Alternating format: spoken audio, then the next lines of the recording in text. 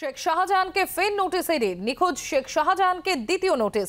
বাড়িতে কেউ না থাকায় ইমেল করে হাজিরার নির্দেশ। আর এখনো খোঁজ নেই সন্দেশখালী তৃণমূল নেতা শেখ শাহজাহানের। আড়ালে থেকেই আগাম জামিনের আর্জি। শেখ শাহজাহানের আগাম জামিনের শুনানির আগেই ফের ইডির নোটিশ। বিক্রম আমাদের প্রতিনিধি রয়েছেন আমাদের সঙ্গে। বিক্রম, এর আগে ইডি হাজিরা এড়ানোর পাশাপাশি তিনি আগাম জামিনের আর্জি করেছেন, কিন্তু এটা পুরোটাই তিনি করেছেন অন্তরালে থেকে শেখ শাহজাহান।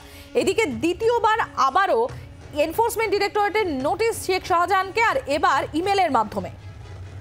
দেখো, শাহজাহানের বাড়িতে তল্লাশি অভিযান চালাতে গিয়ে এনফোর্সমেন্ট ডিরেক্টরেটের উপরে হামলার ঘটনা প্রায় 1 মাস হতে চললো। এখনো পর্যন্ত শাহজাহান কোথায় বা তাকে কিন্তু পুলিশ এখনো পর্যন্ত গ্রেফতার করতে পারেনি। ওই হামলার ঘটনার 19 দিন পর এনফোর্সমেন্ট ডিরেক্টরেটের আধিকারিকরা প্রথম যায় শাহজাহানের বাড়িতে। সেখানে গিয়ে তারা একপক্ষ তল্লাশি অভিযান চালান, কিন্তু সেখান থেকে কোনো কিছুই পাওয়া যায়নি।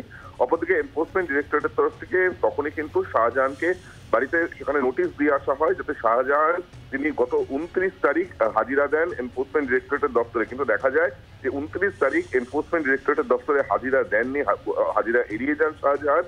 কোন রকম আইনজীবীর মাধ্যমেও চিঠি পাঠানোর দূরস্থ কোন রকম কোনো কমিউনিকেশন তিনি করেননি। পাল্টা যেটা শাহজাহান করে, সে কিন্তু অন্তরালে থেকেই কার্যত এনফোর্সমেন্ট ডিরেক্টরেটের বিশেষ আদালতের দ্বারস্থ হন। সেখানেই তিনি আগাম জামিনের আবেদন করেছিলেন।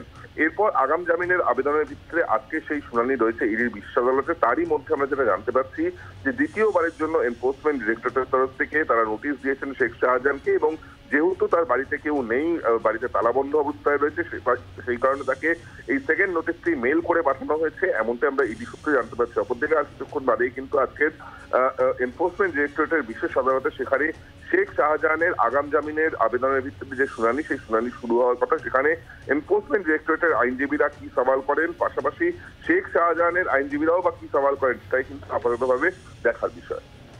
ধন্যবাদ বিক্রম।